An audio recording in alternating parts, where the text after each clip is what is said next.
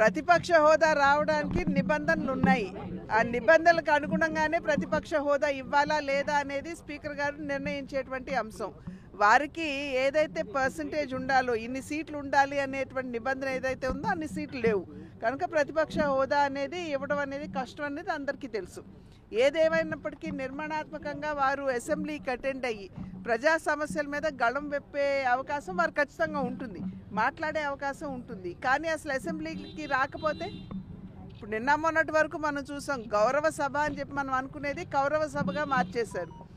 అంతకుముందు అధికారంలో ఉన్నప్పుడు ఎవరైనా గళం విప్పాలి అని చెప్పి లేచి నిలబడితే వెంటనే మైకులు కట్ చేయడం, బూతులు తిట్టడం, ఈ రకంగా ఎవరిని కూడా మాట్లాడనివ్వలేదు.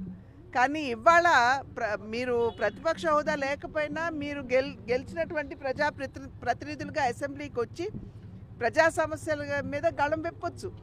కానీ ఇవాళ ప్రజలు ఏదైతే విశ్వాసంతో వారికి ఓట్లు వేశారో ఇవాళ ఆ ఓట్లని అపహాస్యం చేశారని చెప్పి గమనించాలి.